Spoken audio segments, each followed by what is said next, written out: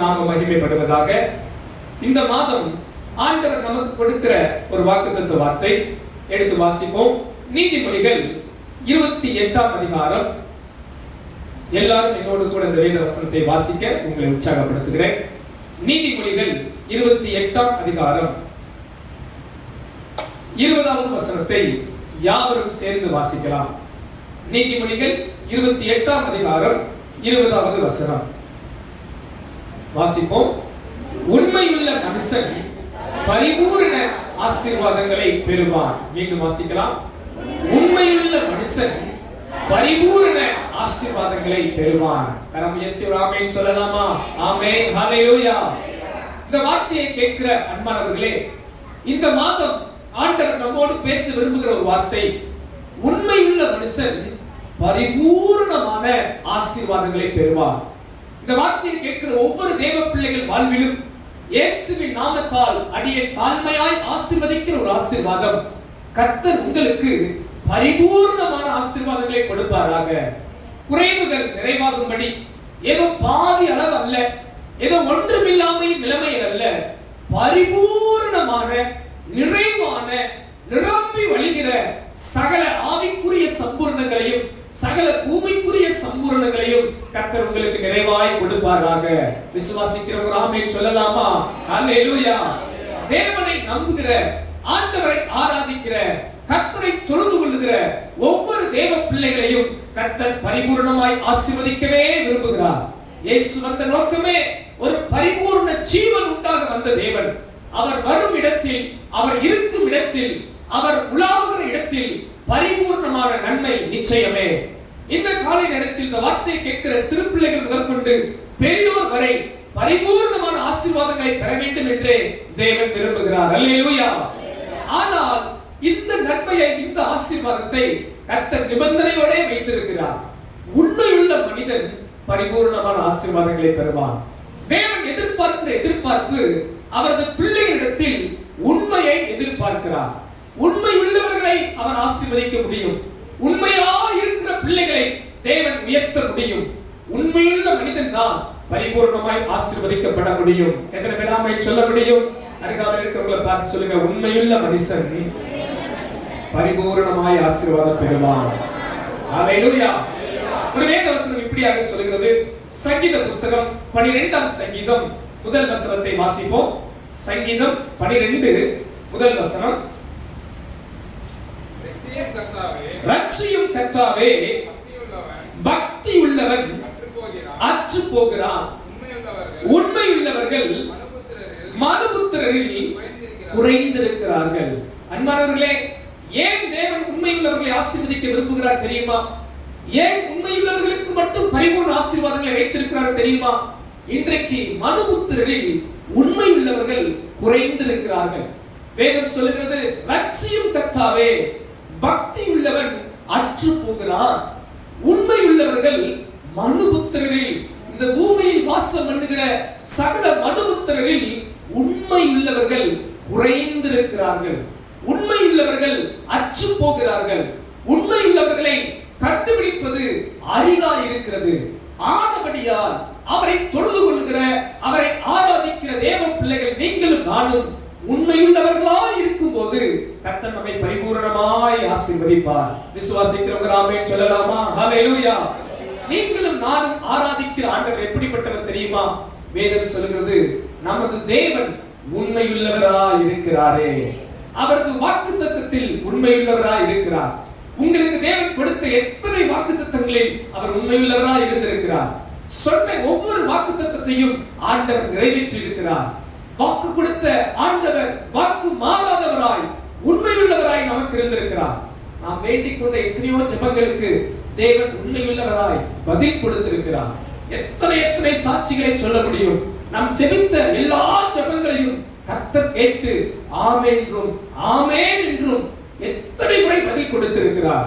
நம் தேவன் உண்மையுள்ளவர். நம்மை பாதுகாத்திருக்கிறார், நம்மை மீட்டிருக்கிறார், நம்மை ஆசீர்வதித்திருக்கிறார். இப்படி நமது ஆண்டவர் உண்மையுள்ளவராய் இருக்கிறார் என்று சொல்வதற்கு 1000 நாவுகள் பத்தாது. அவர் மனிதன் அல்ல, மனுபுத்திரன் அல்ல, நான் உண்மையுள்ள ஆண்டவர் என்று அவர் தம்மை குறித்து வாக்குரைத்திருக்கிறார். எத்தனை பேர் ஆமென் சொல்ல முடியும்? அல்லேலூயா. நமது தேவன் உண்மையுள்ளவராய் இருக்கிறது போல அவரது பிள்ளைகளாகிய நம்மிடத்திலும் தேவன் எதிர்பார்க்கிற ஒரு நற்குணம், நாம் உண்மையுள்ளவர்களாய் இருக்க வேண்டும். அவரை நம்புகிற, அவரை ஆராதிக்கிற, அவரை தொழுது சேவிக்கிற ஒவ்வொரு தேவ பிள்ளைகளும் நாம் உண்மையுள்ளவர்களாகவே இருக்க கர்த்தர் விரும்புகிறார். எத்தனை பேர் அதை ஏற்றுக்கொள்றீங்க? எத்தனை பேர் அதை விசுவாசிக்கிறீங்க? என் தகப்பனை போல நானும் ஒரு உண்மையுள்ள மனிதனாய், ஒரு உண்மையுள்ள தேவ பிள்ளையாய் வாழ என்னை அர்ப்பணிக்கிறேன் என்று சொல்றவங்க கரங்களை உயர்த்தி அல்லேலூயா சொல்லலாமா? அல்லேலூயா. இந்த காலை நேரத்திலே நமது ஆண்டவர் நாம் எவற்றிலெல்லாம் உண்மையா இருக்க வேண்டும் என்று சொல்லியிருக்கிறார் என்கிற காரியத்தை குறித்து ஒரு 3 காரியங்களை உங்கள் முன் வைக்க விரும்புகிறேன். What are the areas we have to be faithful person? நாம் எந்தெந்த காரியத்தில் எல்லாம், நாம் எந்தெந்த சூழ்நிலையில் எல்லாம் உண்மையுள்ளவர்களாய் இருக்க வேண்டும் என்பதை குறித்து உங்களோடு சில காரியங்களை பகிர்ந்து கொடுக்க போகிறேன். முதலாவது ஒரு காரியம், 2 நாளாகமம் 16ஆம் அதிகாரம் 9ஆம் வசனத்தை சற்று கவனிப்போம். 2 நாளாகமம் 16ஆம் அதிகாரம் 9வது வசனம். 2 நாளாகமம் 16ஆம் அதிகாரம் 9ஆம் வசனம். தம்மை பற்றி உத்தம இருதயத்தோடு இருக்கிறவர்களுக்கு தம்முடைய வல்லமையை விளங்க பண்ணும்படி கர்த்தருடைய கண்கள் பூமி எங்கும் உலாவிக் கொண்டிருக்கிறது. ஒரு ஆமென் சொல்லலாமா? ஆமென். ஹல்லேலூயா. எல்லாரும் சேர்ந்து இந்த வசனத்தை வாசிக்கணும்னு விரும்புறேன். ஒரு அருமையான ஒரு வார்த்தை. வாசிப்போமா? பழைய ஏற்பாட்டிலே பக்கம் 560. 2 நாளாகமம் 16ஆம் அதிகாரம் 9வது வசனம். சேர்ந்து வாசிப்போம்.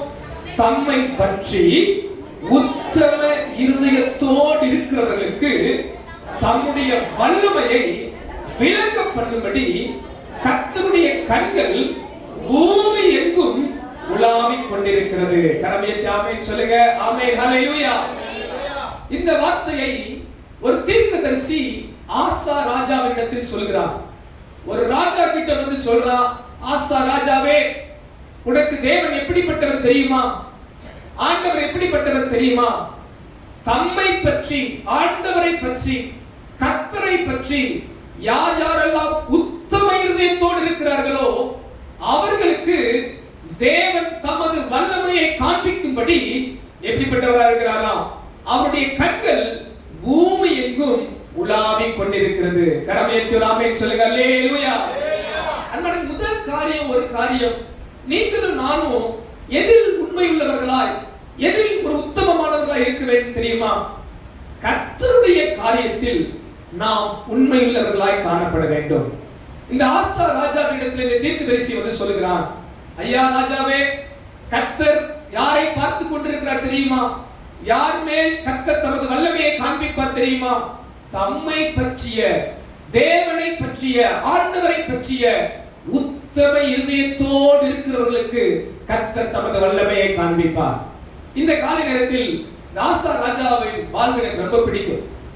ஆசா ஒரு நல்ல தேவ மனிதன், கர்த்தரை தேடுவதில் வைராக்கியமான தேவ மனிதன். அவன் தேவனை தேடும்படி வைராக்கியம் கொண்டான்.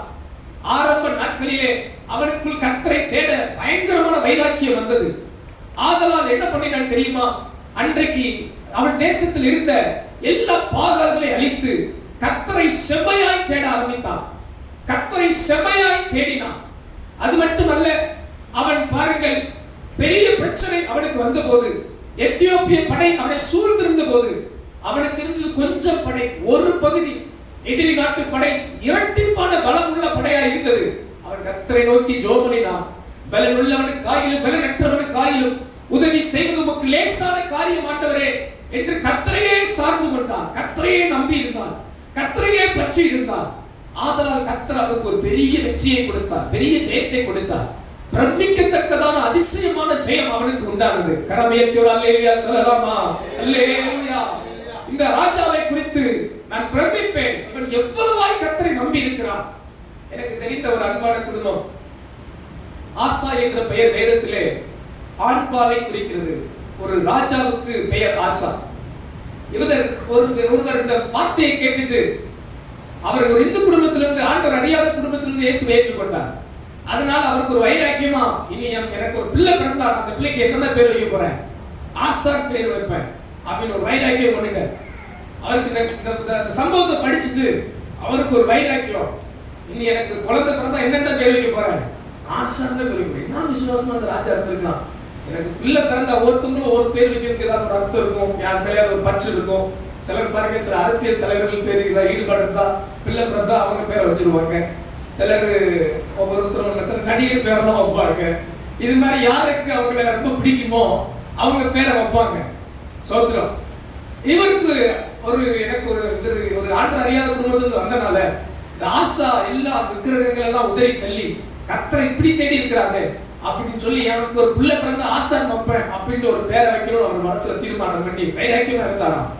முதல் பிள்ளை பிறந்துச்சு, பெண் பிள்ளை இருந்தாலும், பெண் பிள்ளையா இருந்தாலும் வேதத்துல ஆசா என்கிறவர் ஒரு ஆண் ராஜா இருந்தாலும் தான் பெண் மகளுக்கு என்ன பேர் தான் வச்சாரு, ஆசான் பேர் வச்சார். சோத்திரம். அந்த குடும்பத்தை எனக்கு தெரியும், நிறைய பேருக்கு பெண் பிள்ளைகள் கூட ஆசான் பெயர் வச்சிருப்பாங்க. கர்த்தர் நல்லவர்.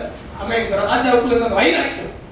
ஆனா கவனிங்க அன்பானவர்களே, இதே ராஜா, இதே தேவ மனிதன் நாட்கள் ஆக ஆக அவனுக்கு நேரிட்ட சில சின்ன போராட்டங்கள்ல, சின்ன பிரச்சனைகளில கர்த்தரை அவன் உறுதியா பிடிக்க மறந்துட்டான். கர்த்தருக்குரிய காரியத்துல தேவனை உறுதிப்பட நிற்காம போயிட்டான். அப்பதான் அந்த தீர்க்கதரிசி சொல்றான், ஐயா இந்த காரியத்துல நீ புத்தி இல்லாம இருந்துட்ட. ஆண்டவரை எதிர்பார்க்கிற முதல் உண்மை உத்தமம் எது தெரியுமா? அவரை பற்றின காரியத்துல ஒரு உண்மையை, உத்தமத்தை தேவன் எதிர்பார்க்கிறார்.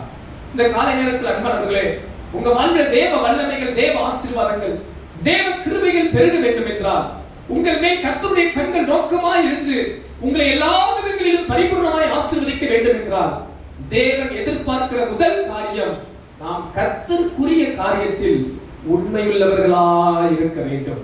கர்த்தரை தேடுகிற காரியத்தில், கர்த்தரை தொழுது கொள்ளுகிற காரியத்தில், கர்த்தருடைய வார்த்தைக்கு கீழ்ப்படுகிற காரியத்தில், கர்த்தருக்காக ஜீவிக்கிற காரியத்தில் நீங்களும் நானும் உண்மையுள்ளவர்களாய் இருக்க கர்த்தர் விரும்புகிறார். விசுவாசிக்கிறவங்க கரங்களை உயர்த்தி அல்லேலூயா சொல்லலாமா? அல்லேலூயா.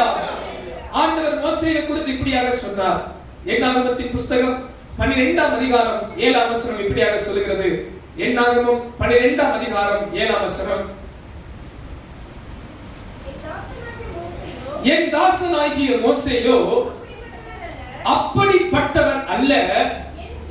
நல்லா கவனிங்க, இந்த மோசேயை குறித்து ஆண்டவரே ஒரு சாட்சி சொல்லுகிறார்.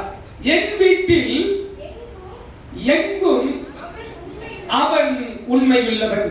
மோசேயை குறித்து ஆண்டவர் சொல்லுகிறார், என் வீட்டில் மோசே உண்மையுள்ளவன். இதை நான் புரியும்படி சொல்லுவேன் என்றால், எனது காரியத்தில் மோசே ரொம்ப கரெக்டா இருப்பான். நான் ஒரு காரியம் சொல்லிட்டா, நான் ஒரு காரியம் எதிர்பார்த்தா, நான் ஒரு காரியம் செய்யணும்னு மோசேக்கு சொல்லிட்டா, அவன் அப்படியே செய்வான், அவன் அப்படியே நிறைவேற்றுவான். இந்த காலையில நான் தாழ்மையா உங்களை பார்த்து கேட்கிறேன், நீங்க கர்த்தருடைய காரியத்தில் எப்படிப்பட்டவர்களா இருக்கிறீர்கள்? நீங்கள் கர்த்தருடைய காரியத்தில் உண்மையுள்ளவர்களா இருக்கிறீர்களா? அருகாமையில் இருக்கிறவங்களை பார்த்து கேட்கலாமா ஒரு வார்த்தை? நீங்க ஆண்டவர் சொன்னா செய்வீங்களா? கர்த்தர் உங்களை பார்த்து உண்மையுள்ள மகன் என்று சொல்ல முடியுமா? மோசேயை பார்த்து ஆண்டவர் சொல்லுகிறார், மோசே என் வீட்டில் எங்கும் உண்மையுள்ளவன். அவனை நான் நம்பலாம், அவனை நான் நம்பலாம். நான் தாழ்மையா கேட்கிற, ஆண்டவர் உங்களை நம்புற அளவுல இருக்கிறீங்களா? கர்த்தருடைய காரியத்துல ஆண்டவர் என்ன நம்புற அளவுக்கு நான் இருக்கிறேனா? ஆண்டவர் என்ன நம்புகிற அளவுக்கு நான் ஒரு உண்மையுள்ள தேவ பிள்ளையா இருக்கிறேனா? தினந்தோறும் ஜெபிப்பதில, தினந்தோறும் வேத வாசிப்பதில, அவரை தொழுது ஆராதிக்கிற ஒரு உண்மை விசுவாசி என்று என் விசுவாசத்துல, நான் கர்த்தருக்காக செய்கிற எல்லா காரியத்துல தேவன் மோசேயை பார்த்து சொன்னது போல நான் ஒரு உண்மையுள்ள தேவ பிள்ளையா இருக்கிறேனா? இந்த மாலையில, இந்த காலை நேரத்தில் நான் உங்களை உற்சாகப்படுத்துறேன். ஆண்டவர் உங்களை அப்படி இருக்கணும்னு விரும்புறேன். நீங்க கர்த்தருடைய காரியத்துல உத்தம இருதயத்தோடு உண்மை மனதோடு இருப்பீர்கள் என்றால் உங்களை கர்த்தர் பரிபூரணமாய் ஆசீர்வதிப்பார். உங்களை பார்த்து தான் அந்த வாக்குத்தத்தத்தை ஆண்டவர் கொடுக்கிறார். உண்மையுள்ள மனுஷன் பரிபூரணமாய் ஆசீர்வதிக்கப்படுவான். நீங்கள் கர்த்தருடைய காரியத்துல உத்தமமும் உண்மையும் உள்ளவர்களாய் இருப்பீர்கள் என்றால், தேவனை தேடுவதிலும் தேவனுடைய வார்த்தைக்கு கீழ்ப்படிவதிலும் கர்த்தருடைய சத்தத்துக்கு செவி கொடுப்பதிலும் நீங்கள் உண்மை மனதோடு இருப்பீர்கள் என்றால், நிச்சயமாகவே ஆண்டவர் உங்களை ஆசீர்வதித்து உங்களை பெருகவே பெருகச் செய்வார். உங்களுக்காக அவர் வானத்தின் பலகணிகளை திறப்பார். உங்களுக்காக இடம் கொள்ளாமல் போகத்தக்கதாக உங்களை இப்போது இருக்கிறதை பார்க்கிலும் 1000 மடங்கு வர்த்திக்க பண்ண என் தேவன் உண்மையுள்ளவராய் இருக்கிறார். விசுவாசிக்கிறவங்க கரங்களை உயர்த்தி சத்தமா ஒரு அல்லேலூயா சொல்லலாமா? ஹalleluya. இரண்டாவது ஒரு காரியம், நம் தேவன் எதில் நம்மிடத்தில் உண்மை எதிர்பார்க்கிறார்? வாசிப்போம். மத்தேயு எழுதின சுவிசேஷம் 25ஆம் அதிகாரம் 23வது வசனத்தை வாசிக்கலாம். மத்தேயு 25:23. அவனுடைய எஜமான் அவனை நோக்கி, நல்லது உத்தமமும் உண்மையும் உள்ள ஊழியக்காரனே, கொஞ்சத்திலே உண்மையாய் இருந்தாய், அநேகத்தின் மேல் உன்னை அதிகாரியாக வைப்பேன். உன் எஜமானுடைய சந்தோஷத்துக்குள் பிரவேசி என்றான். ஆமென் சொல்லுங்க. ஆமென். ஹalleluya. இங்கே ஆண்டவர் ஒரு உவமையை சொல்கிறார். ஒரு எஜமான் இருக்கிறார், அவருக்கு வேலைக்காரர்கள் இருக்கிறார்கள். இந்த எஜமான் தூர தேசத்துக்கு போவதற்கு முன்பாக ஒரு வேலைக்காரனுக்கு 5 தாலந்தையும், இன்னொரு வேலைக்காரனுக்கு 2 தாலந்தையும், இன்னொரு வேலைக்காரனுக்கு 1 தாலந்தையும் தந்தார். பக்கத்து பார்த்து சொல்லுங்க, ஆண்டவர் தராமலா இல்ல, ஏதோ தந்திருக்கிறார். சிலர் பாருங்க, எப்ப பாருங்க ஒண்ணு இல்லைன்ற வார்த்தை வரக்கூடாது. சொல்லுங்க அல்லேலூயா. கர்த்தர் தந்திருக்கிறார், இன்னும் தருவார். உள்ளவன் எவனோ அவனுக்கு ஒடுக்கப்படும். அன்பானவர்களே, நமக்கு கர்த்தர் தந்திருக்கிறார். எனக்கு ஆண்டவர் தந்திருக்கிறான்னு சொல்லுங்களா? கையை உயர்த்தி அல்லேலூயா சொல்லுங்க பார்க்கலாம். அல்லேலூயா. ஆமா ஆமா, இந்த ஒண்ணுலதானா கர்த்தர் நம்மளை நல்லா வச்சிருக்கிறார். அல்லேலூயா. அப்போ ஒருவனுக்கு 5 தாலந்து, ஒருவனுக்கு 2 தாலந்து, ஒருவனுக்கு 1 தாலந்து கொடுத்தார். கொடுத்துட்டு அவர் எஜமான் தூர தேசம் போயிட்டார். மீண்டும் வந்து எஜமான் கணக்கு கேட்டார். இதுல ஒரு பாடம் இருக்கு, பக்கத்துல பசங்க கணக்கு கேட்பாரு. அல்லேலூயா. தந்திருக்கிறாருல, அப்ப கணக்கு சொல்லணும். அப்ப அவர் வந்து கணக்கு கேட்ட போது 5 தாலந்து வாங்கினவன் என்ன சொன்னா, ஆண்டவரே எஜமானே, இந்த 5 வைத்து நான் என்ன ஆக்கிட்டேன்னா 10 ஆக்கிட்டேன் அப்படின்னு எஜமானுக்கு ஒரே சந்தோஷம். நான் வாசித்த வசனத்தின்படி ஆண்டவர் சொல்கிறார், அவனுடைய எஜமான் அவனை நோக்கி, நல்லது உத்தமமும் உண்மையும் உள்ள ஊழியக்காரனே, நீ கொஞ்சத்தில் உண்மையாய் இருந்தாய், அநேகத்தில் உன்னை நான் அதிகாரியாய் வைப்பேன். கையை உயர்த்தி அல்லேலூயா சொல்லுங்க. அல்லேலூயா. அது மாதிரி 2 வாங்கினவனும் சொல்றான், ஐயா நான் அந்த 2 வச்சு கொஞ்சம் பிரயாசப்பட்டு உழைச்சி கஷ்டப்பட்டு 4ஆ மாத்திட்டேன் அப்படின்னு எஜமானுக்கு ஒரே சந்தோஷம். அவனையும் பார்த்து சொல்லுகிறார், நல்லது உத்தமமும் உண்மையும் உள்ள ஊழியக்காரனே, நீ கொஞ்சத்துல உண்மையா இருந்தால் அநேகத்தில் உன்னை அதிகாரியாக்குவேன். அடுத்து 1 வாங்கினவனை கூப்பிட்டு, ஐயா பாப்பா நீ சொல்லுப்பா, ஓ கதை என்ன அவன் சொல்றான். எஜமான பார்த்து, நீ ரொம்ப மோசமான எஜமான எனக்கு தெரியா, நீ வந்து கணக்கெல்லாம் கேட்பீங்க, இந்த மாதிரி எல்லாம் பண்ணுவீங்க, எனக்கு நல்லா தெரியும். விதைக்காத இடத்துல நீர் அறுக்கிறவர் என்று நான் அரிச்சு என்ன பண்ணிட்டேன்னா உளியை தோண்டி நல்லா போட்டு புதைச்சு வச்சிருக்கிறேன் அப்படின்னா. பாருங்க எஜமான் பாருங்க, அவனை பார்த்து என்ன சொல்றாரு தெரியுங்களா? அவனை குறித்து ஒரு 3 வார்த்தை வசனம் இருக்கு. 26ஆம் வசனம் வாசிங்க. அவனுடைய எஜமான் பிரதியுத்தரமாக அவனை குறித்து வேதம் சொல்லுது பாருங்க, பொல்லாதவனும் சோம்பலுமான ஊழியக்காரனே. போதும், இன்னொரு வார்த்தை 30ஆம் வசனம் வாசிங்க.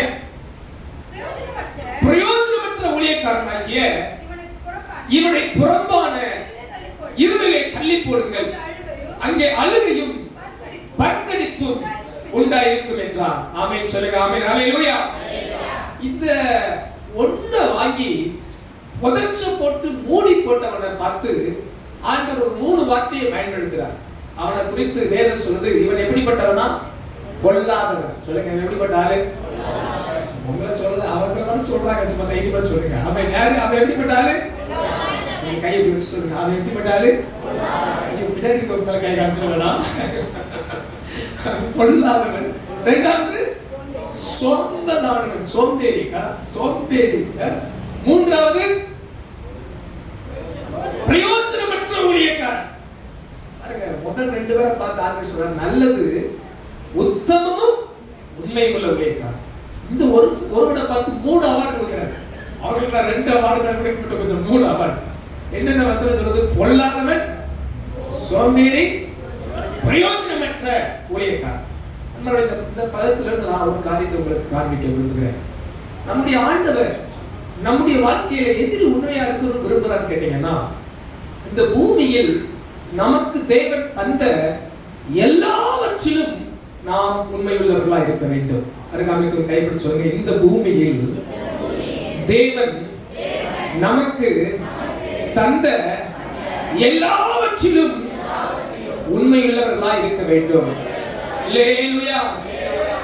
என்னதான் கொடுத்தார் பாஸ்டர், என்ன கொடுத்தார் அப்படி கேட்டீங்கன்னா, கொஞ்சம் 2-5 நிமிஷம் அதுக்கு கவனிங்க. இன்னைக்கு நீங்க உயிரோடு இருக்கிறதே பெரிய ஆசீர்வாதம். நிறைய பேர் கலர் எல்லாம் நல்லா போட்டு பாலிஷ் பண்ணி வச்சிருக்கிறாங்க. பராக்கிரம் உள்ளவர்கள், பணபலம் உள்ளவர்கள், ஞானவான்கள் எத்தனையோ பேர் எங்க இருக்கிறாங்க? இப்ப போயிட்டாங்க. இன்னைக்கு நமக்கு கர்த்தர் ஜீவனை கொடுத்திருக்கிறார்ல, பெரிய ஆசீர்வாதம். விசுவாசிகள் ஆமென் சொல்லுங்க பார்க்கலாம். சிந்திச்சு பாருங்க, நமக்கு ஆண்டவர் நல்ல பலனை கொடுத்திருக்கிறார் பாருங்க. நடப்பதற்கு, உட்காருவதற்கு, எழுப்புவதற்கு, சாப்பிடுவதற்கு நமக்கு தேவன் எத்தனையோ சுகத்தை கொடுத்திருக்கிறார் பாத்தீங்களா? எத்தனை பேர் ஆசீர்வாதம் நினைக்கிறீங்க? எத்தனை பேர் ஹாஸ்பிட்டல் இருக்கிறாங்க தெரியுங்களா? ஐசியூல இருக்கிறாங்க, வேதனையில இருக்கிறாங்க, கண்ணீரில் இருக்கிறாங்க, மருத்துவமனையில சாப்பிட முடியாம இருக்கிறாங்க, ட்ரிப்ஸ் தான் அவங்களுக்கு போய்கிட்டு இருக்கு. நிறைய பேர் சுய நினைவு இல்லாமல் கோமா ஸ்டேஜில் இருக்கிறவங்க உண்டு. கர்த்தர் நமக்கு நல்ல சுகத்தையும் பலனையும் கொடுத்திருக்கிறார். எத்தனை பேர் ஆமென் சொல்லுங்க? அல்லேலூயா. இப்ப இவ்வளவு தேவன் நமக்கு கொடுத்திருக்கிறார். அது மட்டுமா, நம்மளை நம்பி ஆண்டவர் நிறைய கொடுத்திருக்கிறார். படிக்கிற பிள்ளைகளே, உங்களை நம்பி தேவன் படிக்கிற ஒரு பொறுப்பை கொடுத்திருக்கிறார். ஸ்கூலுக்கு படிக்க போகணும்னா நம்ம ஆட்கள் எதுக்கு ஸ்கூலுக்கு போறாங்க? சோத்திரம், கொஞ்சம் நல்லா என்ஜாய் பண்ணிட்டு, அப்பா காலை நல்லா சாப்பிட்டு பேக்கை தூக்கிட்டு நல்லா கூலா போய் 4 ஃப்ரெண்ட்ஸோட நல்ல கதை விட்டு என்ஜாய் பண்ணி சிரிச்சு உருண்டு, ஆஹா என்ன என்ஜாய்மெண்ட். ஸ்கூல் முடிச்சுட்டு வந்து என்ன படிச்ச அப்படின்னு கேட்டா, இன்னைக்கு சண்டை போறதை எப்படி படிச்சுக்கிட்டோம். இன்னைக்கு என்ன நடந்துச்சு ஸ்கூல்ல? 4 பேருக்குள்ள ஃப்ரெண்ட்ஸுக்குள்ள என்னதான் நடந்துச்சான்? சண்டை. இது மாதிரி ஸ்கூலுக்கு உங்களை நம்பி ஆண்டவர் படிப்பு கொடுத்திருக்கிறார். நடந்துடாதீங்க. இப்ப பார்த்தாலும் பிள்ளைகளே தாக்குறோம் நினைச்சிடாதீங்க. நம்ம பிள்ளைகள்லாம் ரொம்ப நல்ல பிள்ளைகள். அவர் ஆமென் சொல்லுங்க. அல்லேலூயா. எல்லாம் பாருங்க 100க்கு 100 எடுத்து வந்துருவாங்க இந்த மாசம். இன்னொரு ஆமென் யாருமே சொல்ல மாட்டேங்கிறீங்க. எங்க பாஸ்டர் பாஸ் ஆனா போதும் அப்படின்ற மாதிரி இருக்கவங்க முகங்களெல்லாம் பார்க்க. ஆமென். பிள்ளைகளே, படிக்கிற பொறுப்பை கர்த்தர் உங்களுக்கு கொடுத்திருக்கிறார்.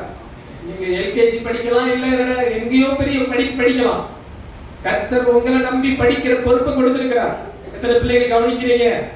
ஸ்கூலுக்கு போனா படிக்க போகணும், படிக்கிற வேலையை கவனிக்கணும். தேவையில்லாததுல கவனத்தை செலுத்தக்கூடாது. மற்றவங்க செய்யறாங்கன்றதுக்காக அதை நீங்க செய்யக்கூடாது. ஆகாத சம்பாஷணை நல் ஒழுக்கத்தை கெடுக்கும்.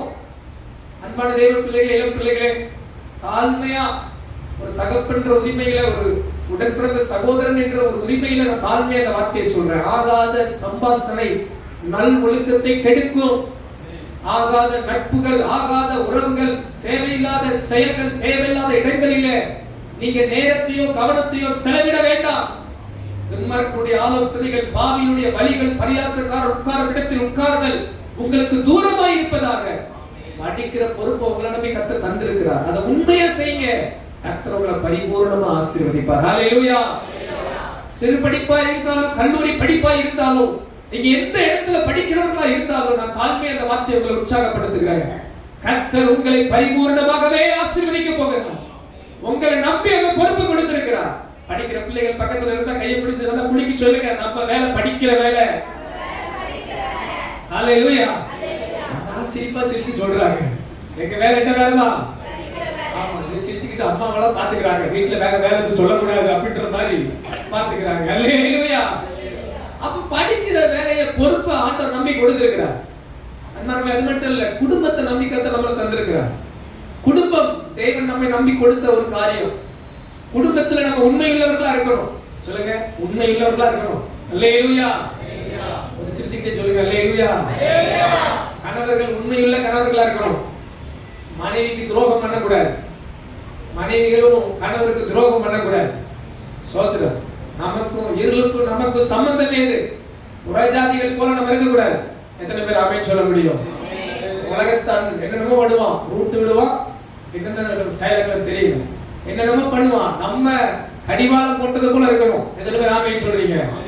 நமக்கு தேவன் கொடுத்த ஏற்ற மனைவி, ஏற்ற துணை.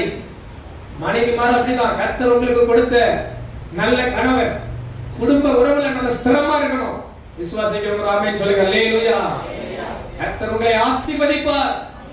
உண்மை உள்ளவர்கள் குடும்பத்தில் உண்மை உள்ளவர்களா இருக்க வேண்டும். உலக மனுஷங்க இஷ்டம் போல வாழ்வாங்க. அவங்களுக்கு ஒரு கட்டுப்பாடு இல்ல, அவங்களுக்கு ஒரு பிரின்சிபல் இல்ல, அவங்களுக்கு ஒரு மெய் தேவன் இல்ல, அவங்களுக்கு ஜீவ வசனம் இல்ல. ஆனா கர்த்தர் உங்களுக்கு எனக்கும் ஒரு ஜீவ வசனத்தை வைத்திருக்கிறார். வழி காண்பித்திருக்கிறார், பாதை காண்பிக்கிறார். அந்த பாதையில் நடப்பது பாக்கியமே. அல்லேலூயா. அப்ப ஜீவ வசனத்தை பிடித்துக் கொண்டு நாம் சுடர்களை போல பிரகாசிப்போம். குடும்பத்துல உண்மையுள்ளவர்களா இருப்போம். செய்யற வேலையில உண்மையா இருக்க. கர்த்தர் உங்களை நம்பி ஒரு வேலையை கொடுத்தா நல்ல ஃபெய்த்ஃபுல்லா பண்ணுங்க. சோம்பலா இருந்து ஆசீர்வதிக்கப்பட முடியாது. எந்த வேலைக்கு போறீங்களோ அந்த வேலையில உங்க பெஸ்ட கொடுங்க. வேலை பார்க்கிறவங்களை நான் தாழ்மையா உற்சாகப்படுத்துறேன். உங்க வேலையில உங்க பெஸ்ட கொடுங்க. எனக்கு ஏத்த சம்பளம் வரலன்னு சும்மா தட்டி கழுவி பூசி மொழிகி வேலை பார்க்காதீங்க. நீங்க ஆண்டவர் கொடுத்த வேலையை பெஸ்டா பண்ணுங்க. கர்த்தர் உங்களுக்கு உயர்வை கொடுப்பார். கர்த்தர் உங்களை பார்ப்பார். கர்த்தர் உங்க தலையை நிமிரச் செய்வார். எத்தனை பேர் விசுவாசிக்கிறீங்க? ஒருவேளை சம்பளம் கம்மி, என்னை ரொம்ப வேலை வாங்குறாங்க, அப்படிலாம் சோர்ந்து போகாதீங்க. தேவன் உங்களுக்கு கொடுத்த வேலையா நினைச்சு செய்கிற வேலையை, கடமையை பெஸ்டா பண்ணுங்க. கர்த்தர் உங்களை ஏற்ற வேலையில உயர்த்துவார். ஏற்ற நேரம் வரும், அப்போது உங்களை கீழிருந்து மேலாக்குவார். வாலாக்காமல் தலையாக்குவார், கீழாக்காமல் மேலாக்குவார். ஒரு நாள் உங்களை தேவன் உயர்வுக்கு கொண்டு செல்ல போதுமானவராய் இருக்கிறார். விசுவாசிக்கிறவங்க ஆமென் சொல்லலாமா? அல்லேலூயா.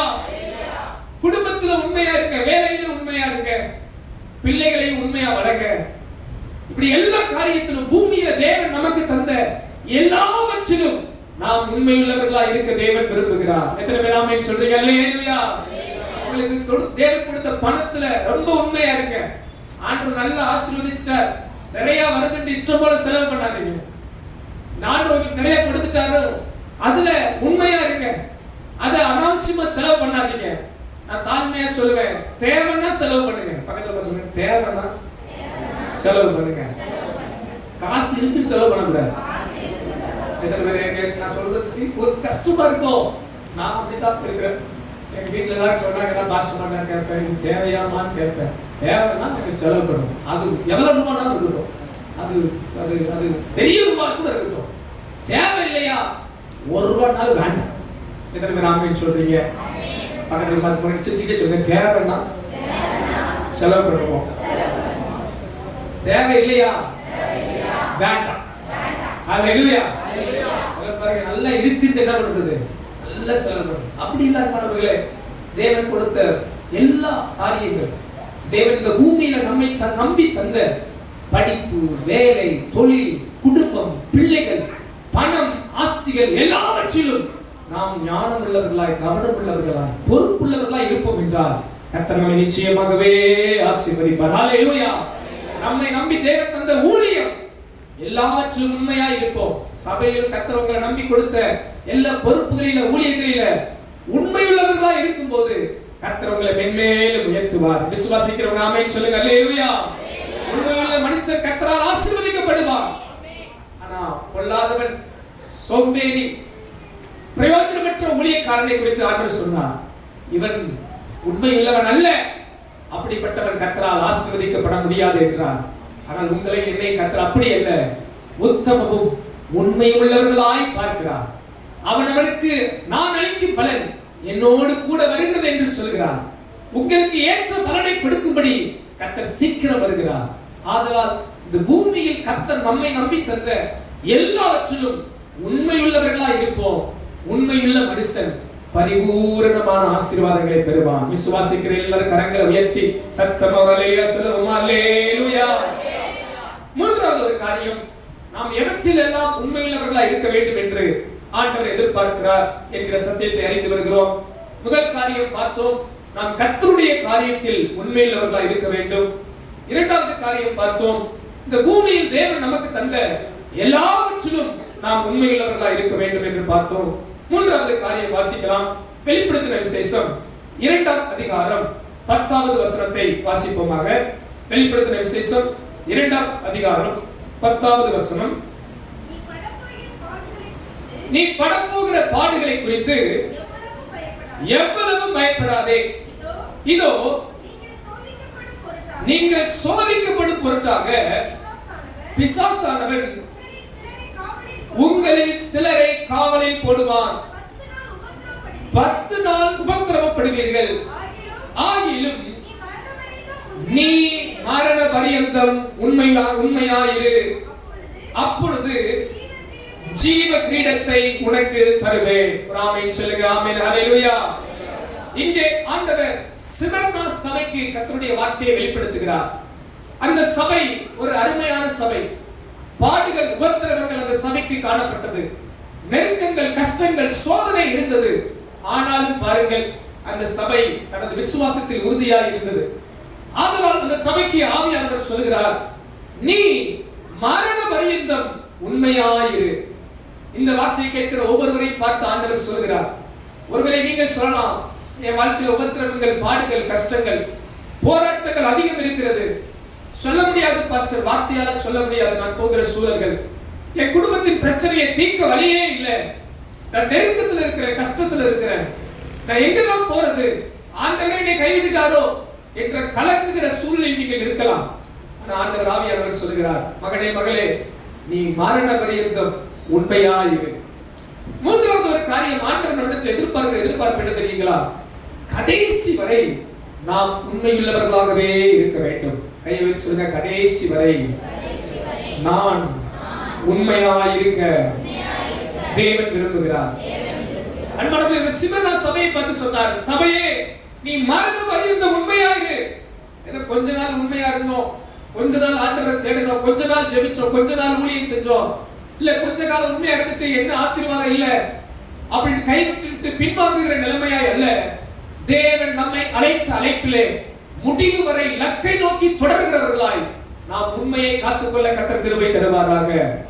பின்னானவைகளை மறந்து முன்னானவைகளை நாடி தேவன் நமக்கு வைத்திருக்கிற ஒரு பெரிய இலக்கு, பெரிய தரிசனம், பெரிய ஆசீர்வாதத்தை நோக்கி கடைசி வரை உண்மையை காத்துக்கொள்ள கர்த்தர் கிருபை தருவாராக. அப்போஸ்தலன் பவுல் தனது வாழ்க்கை குறித்து அழகாய் சொல்கிறார், நான் நல்ல போராட்டத்தை போராடினேன், விசுவாசத்தை காத்துக்கொண்டேன், என் ஓட்டத்தை முடித்தேன். அன்பானவர்களே, நீங்களும் நானும் நமது வாழ்வின் கடைசி நிமிடம், வினாடி, துளிகள் வரை நாம் ஒரு உண்மையுள்ள தேவ பிள்ளைகளாகவே இருக்க கர்த்தர் நமக்கு ஒரு பலன் தருவாராக. உங்களை என்னை குறித்து தேவன் ஒரு நற்சாட்சி சொல்ல வேண்டுமானால் அது என் தேவ பிள்ளை, என் மகள், என் மகன் உண்மையாய் இருந்தால் என்று நம்மை குறித்து ஆண்டவர் சொல்லும் வரை கடைசி வரை நாம் உண்மையாய் ஜீவிப்போமாக. எத்தனை பேர் ஆமென் சொல்றீங்க? அல்லேலூயா. எனக்கு வேதத்தில் பிடித்த அருமையான வசனங்களில் ஆவியானவர் கடைசி பக்கங்களில் இப்படியாக சொல்லியிருப்பார், நீதிமான் இன்னும் நீதிமான் ஆகட்டும். சில நேரங்களில் நம்முடைய பிரச்சனை என்ன தெரியுங்களா? துன்மார்க்கன் துன்மார்க்கமாய் ஆவதை குறித்து நாம் சோர்ந்து போகிறோம். ஐயோ, எல்லாம் தப்பு பண்றான், எல்லாம் பாவம் பண்றான், அவன் அப்படி இருக்கிறான், இவன் அப்படி இருக்கிறான். ஆண்டவருக்கு அது தெரியும். அதனால அவர் சொன்னார், துன்மார்க்கன் இன்னும் துன்மார்க்கமா போகட்டும்பா, ஆனா நீ நீதிமான் இன்னும் நீதிமானாக உன்னை ஒப்பு கொடுக்க வேண்டும். ஹல்லேலூயா. இந்த வார்த்தையை கேட்கிற தேவ பிள்ளைகளே, உங்களை தாழ்மையை உற்சாகப்படுத்துகிறேன். உங்கள் உண்மையிலும் உத்தமத்திலும் கடைசி வரை நிலைத்திருங்கள், இறுதி வரை நிலைத்திருங்கள், உறுதியாய் நிலைத்திருங்கள். ஆண்டவர் உங்களுக்கு ஒரு வாக்கு வைத்திருக்கிறார், உனக்கு ஜீவ கிரீடத்தை நான் தரப்போகிறேன், நீ மரண பரியந்தம் உண்மையாயிரு, உனக்கு ஜீவ கிரீடத்தை நான் வைத்திருக்கிறேன் என்று கர்த்தர் வாக்கு கொடுத்திருக்கிறார். விசுவாசிக்கிறவங்க ஆமென் சொல்லலாமா? ஹல்லேலூயா. உங்க உண்மையின் ஓட்டத்தை தடுக்க யாருக்கும் இடம் கொடுக்காதீங்க. உங்க உண்மையின் ஓட்டத்தை வஞ்சிக்க பிசாசுக்கு இடம் கொடுக்காதீங்க. தேவனுக்கு நீங்கள் கீழ்ப்படிந்தவர்களாய் அந்த உண்மையிலும் உத்தமத்திலும் உறுதியாய் நில்லுங்கள். பக்தன் யோபுவுக்கு பல சோதனை வந்தது, பல போராட்டம் வந்தது, எல்லாம் இழந்த நிலைமை. அவரிடத்தில் என்ன இருக்கிறது? உயிர் மட்டும் மிஞ்சி இருக்கிறது என்று சொல்லத்தக்க அளவுக்கு எல்லாம் இழந்தான். அஸ்தியை எல்லாம் இழந்தான், பிள்ளைகளை எல்லாம் இழந்தான், சரீரத்தில் இருந்த எல்லா சுகத்தையும் இழந்தான். மனைவி பார்த்து நெஞ்சை அடித்து சொல்கிறார், ஐயா, இன்னுமா நீ உத்தமத்தில் இருக்கிற, இன்னுமா நீ உறுதியா இருக்கிற, இன்னுமா நீ உண்மையை ஆண்டவரை பிடிச்சுக்கிட்டு நிக்கிற, இன்னும் நீ உத்தமத்தில் இருப்பது ஏன்? நீ தேவனை தூசித்து உன் ஜீவனை விட்டு விடலாமே என்று தன்னோடு இருந்த சொந்த மனைவியை சொல்லும் போது அவன் தனது உத்தமத்தில் உறுதியா இருந்தான் என்று வசனம் சொல்கிறது. வேதம் சொல்கிறது, அவன் தன் நாவினால் கூட பாவம் செய்யாதவனாய் காணப்பட்டான். அன்பான தேவ பிள்ளைகளே, இந்த காலை ஆராதனையில் ஆவியானவர் நம்ம எல்லாரையும் உற்சாகப்படுத்துகிறார். நமக்குள்ளே அந்த விசுவாசத்தை தட்டி எழுப்புகிறார். நமக்குள்ளே அந்த வைராக்கியங்களை தட்டி எழுப்புகிறார். உங்களையும் என்னையும் குறித்து ஒரு நற்சாட்சி சொல்ல வேண்டும் என்றால், இந்த தேவ மனிதன், இந்த தேவ பிள்ளை, இந்த விசுவாசி ஒரு உண்மையுள்ள விசுவாசி, கர்த்தரை தேடுகிற காரியத்திலும், கர்த்தருக்குரிய காரியத்திலும், ஆண்டவர் அவர்களை நம்பி கொடுத்த ஒவ்வொரு காரியத்திலும், ஆண்டவரை பின்பற்றுகிற காரியத்தில் கடைசி வரை இவர்கள் உண்மையாய் இருந்தார்கள் என்று நம்மை குறித்து சாட்சி சொல்லுகிற விதமாய் கர்த்தர் நம்மை உண்மையுள்ளவர்களாய் வைப்பாராக. அப்படி இருக்க வேண்டும் என்று சொல்லுங்க. கையை உயர்த்தி அல்லேலூயா சொல்லலாமா? ஹalleluya. சிமனா சபைக்கு ஆண்டவர் சொன்னார், சபையே, நீ மரண பரியந்தம் உண்மையாயிரு, கர்த்தர் உனக்காக ஒரு ஜீவ கிரீடத்தை வைத்திருக்கிறார். இந்த வார்த்தையை கேட்கிற ஒவ்வொருவரையும் நான் தாழ்மையாய் உற்சாகப்படுத்துகிறேன். உங்கள் வாழ்வின் கடைசி நிமிடம் வரை உண்மையுள்ளவர்களாய் ஓடுங்கள். உண்மையுள்ளவர்களை கர்த்தர் கைவிட மாட்டார்.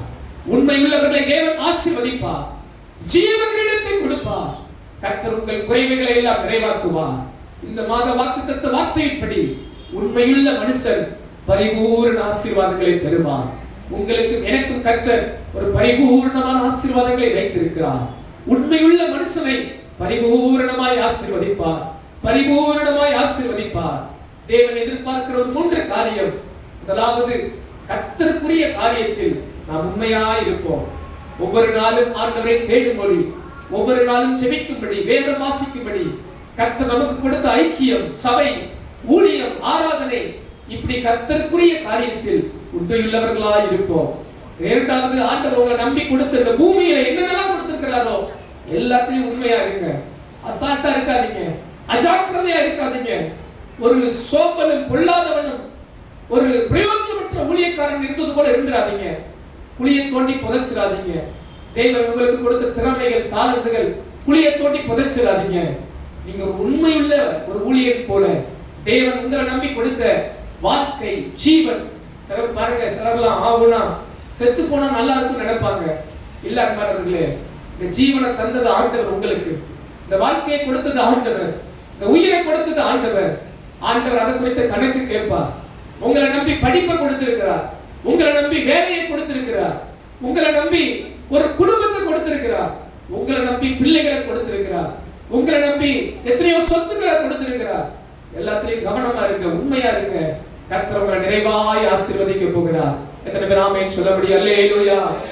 மூன்றாவது, ஆண்டவர் சொன்ன ஒரு காரியம், மரண பரியந்தம், கடைசி பரியந்தம் உண்மையில உறுதியா இருங்க. கர்த்தர் உங்க எல்லாருக்கும் ஒரு ஜீவ கிரீடத்தை வைத்திருக்கிறார். எத்தனை பேர் விசுவாசத்தோடு ஏற்றுக்கொள்றீங்க? அப்படி எல்லாரும் கண்களை மூடி எழும்பி நின்று ஜெபம் பண்ணுவோமா? ஆண்டவர் நம்மை அப்படி நிறைவாய் ஆசீர்வதிப்பாராக.